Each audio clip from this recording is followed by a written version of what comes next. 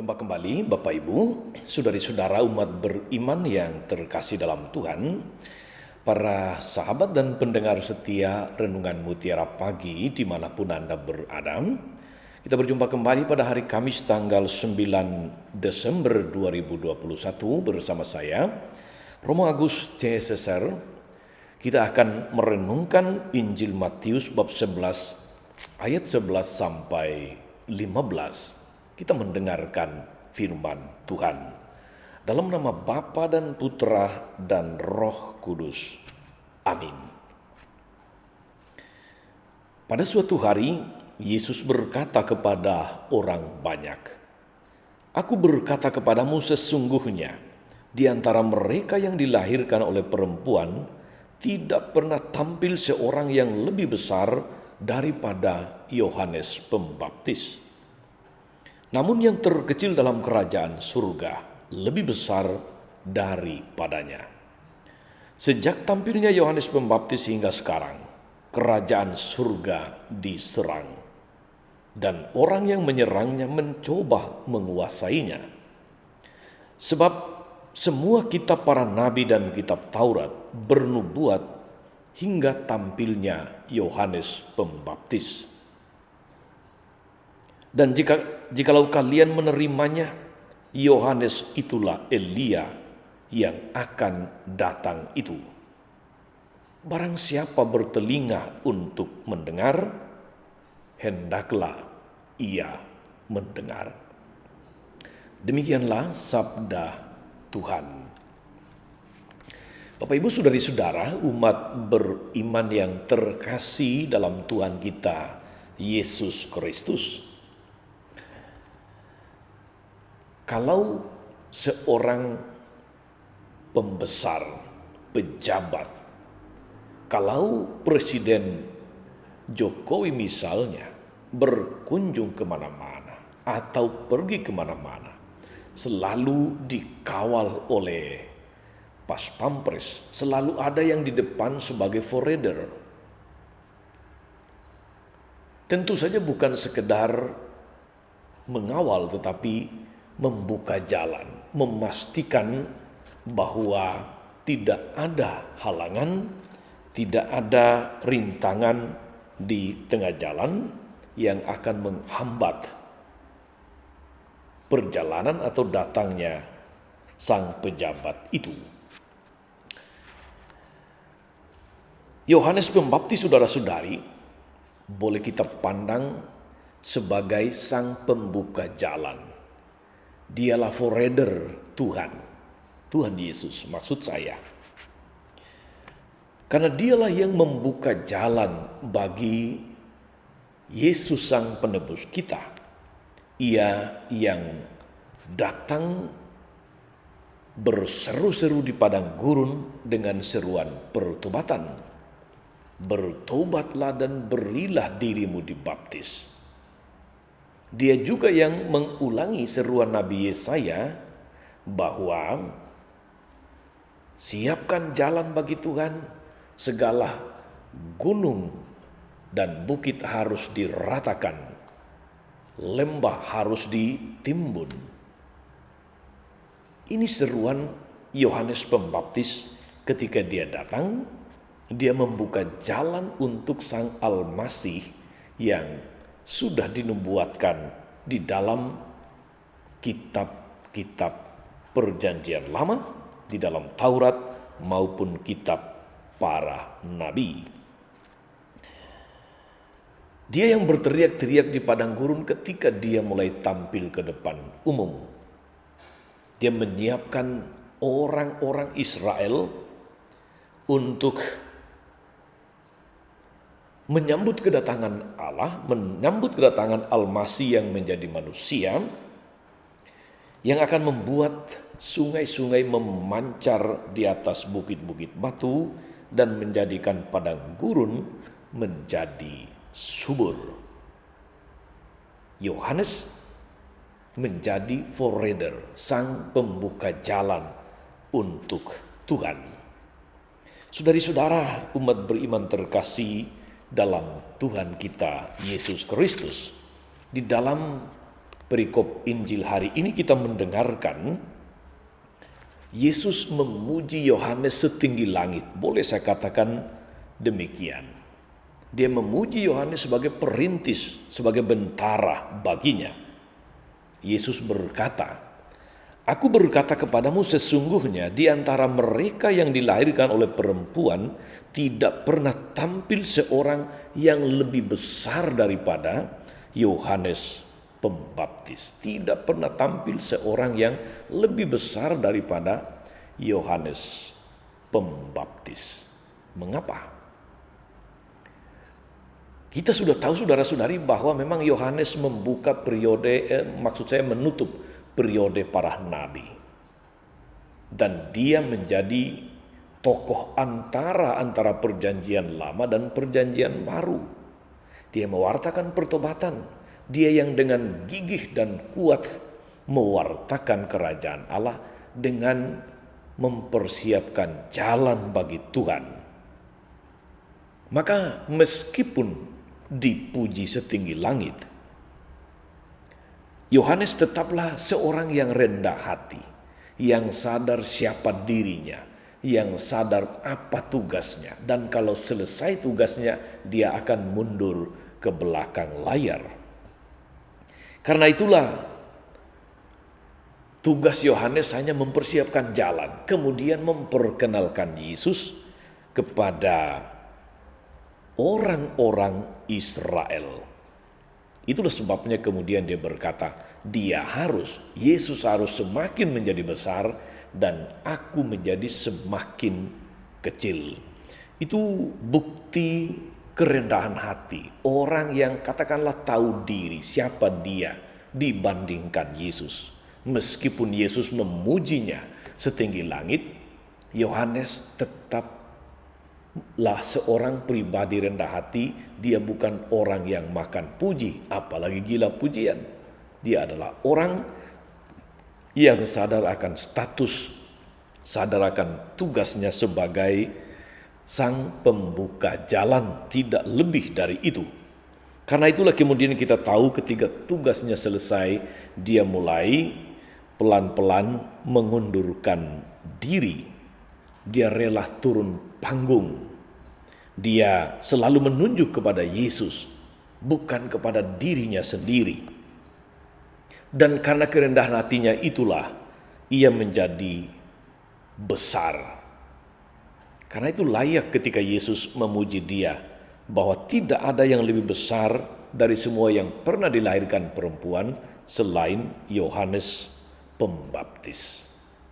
Saudari-saudara, umat beriman terkasih dalam Tuhan, seruan Yohanes Pembaptis ini juga yang sepanjang masa Advent ini diserukan kepada kita. Seruan pertobatan, seruan mempersiapkan jalan bagi Tuhan. Jalan itu adalah hati dan hidup kita yang harus diluruskan, yang harus diratakan. Apakah seruan Yohanes ini mampu menyentuh, menyapa hati sanubari kita?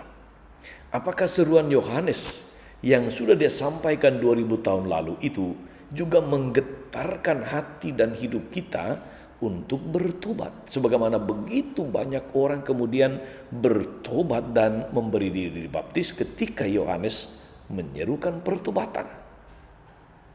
Ini bahan refleksi yang bagus bagi kita sepanjang masa Advent ini, mempersiapkan diri menyambut Al-Masih dengan bertobat, membuka jalan, meratakan segala sesuatu yang berbukit-bukit atau bergunung-gunung, yang berlekak-lekuk hidup kita itu, supaya kita layak dan pantas menyambut Yesus Al-Masih.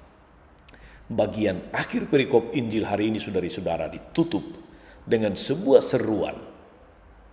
Barang siapa bertelinga, hendaklah dia mendengarkan.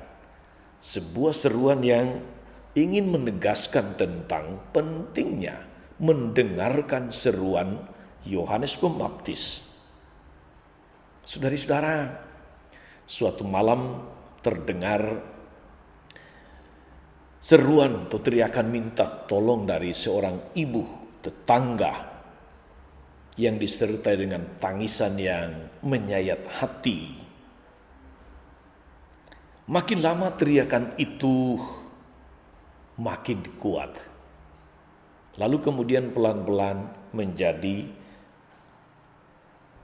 makin kecil, lalu hilang. Teriakan seorang ibu yang dipukul, dianiaya oleh suaminya. Tetangga-tetangga tidak ada yang datang, tidak ada yang mau menolong. Mereka tenang-tenang saja di rumah masing-masing. Mereka tidak mau repot dengan urusan rumah tangga orang lain yang ada dalam pikiran mereka. Masing-masing orang punya situasi rumah tangga yang berbeda. Karena itu, teriakan minta tolong itu tidak ada yang menanggapi. Kemudian keesokan harinya semua orang kaget bahwa ada berita ibu itu meninggal dunia karena dianiaya, dipukul oleh suaminya. Barulah kemudian tetangga-tetangga menyesal. Kenapa semalam tidak ada yang tergerak untuk datang menolongnya? Kenapa semalam tidak ada yang tergerak untuk sekedar datang dan bertanya, ada apa? Ibarat nasi sudah jadi bubur. Penyesalan, tinggallah penyesalan. Saudara-saudara, penegasan kalimat terakhir Yesus dalam Injil hari ini menjadi sungguh sebuah tantangan untuk kita yang bertelinga. Karena telinga memang diciptakan untuk mendengar, untuk memberi perhatian. Banyak orang pada zaman kita ini, saudara-saudara, yang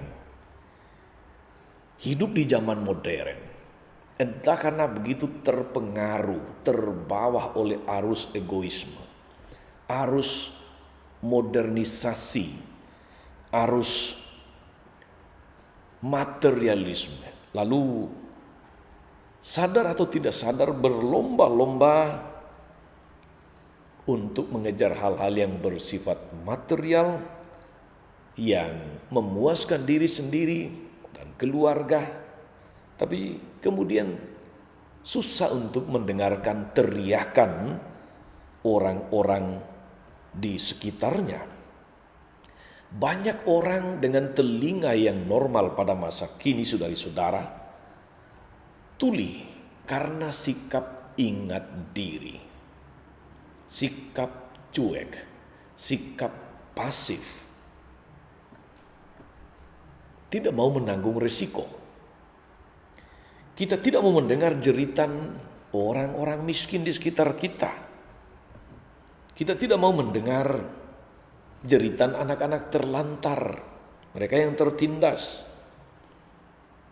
mereka yang menderita oleh macam-macam persoalan hidup, oleh macam-macam alasan. Kita diajak, saudara-saudara, untuk memaksimalkan telinga, tapi juga lebih-lebih hati kita untuk mendengarkan seruan-seruan minta tolong. Seruan-seruan untuk mereka yang membutuhkan teman seperjalanan, yang menunjuk jalan seperti Yohanes Pembaptis. Kita diberi telinga bukan hanya satu tapi dua, justru supaya kita dapat mendengarkan setiap suara yang berada di sekitar kita. Bukan hanya yang di sebelah kanan atau sebelah kiri, tapi juga yang di depan maupun di belakang kita. Kita perlu mendengarkan Allah yang berbisik, Allah yang menyapa kita melalui orang-orang di sekitar kita. Karena itu, seruan Yohanes Pembaptis dan penegasan di akhir Injil hari ini tetap relevan untuk kita renungkan dan kita hayati di dalam hidup kita sehari-hari, khususnya pada masa Advent ini. Selamat beraktivitas saudari-saudara. Jangan lupa berbuat baik. Jangan lupa juga untuk mendengarkan suara-suara seruan-seruan minta tolong. Jadilah penunjuk jalan bagi banyak orang. Tuhan Yesus memberkati. Maria Bunda selalu menolong, setia mendoakan kita semua. Amin. Allah Bapa yang penuh kasih, kami bersyukur karena Engkau menghadirkan pribadi Yohanes yang berseru-seru mempersiapkan jalan bagimu.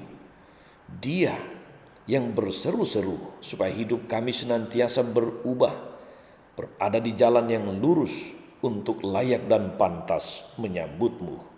Berilah kami telinga yang tidak penuh dengan kotoran-kotoran dosa dan kemunafikan, keserakahan dan acuh tak acuh.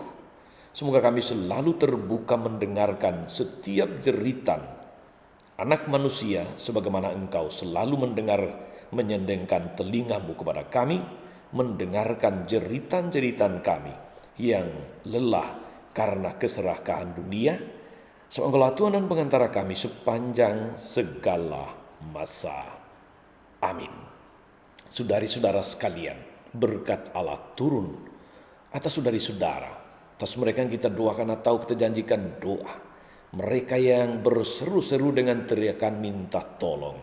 Segala rencana, karya dan pelayanan kita sepanjang hari ini, Bapa dan Putra dan Roh Kudus. Amin.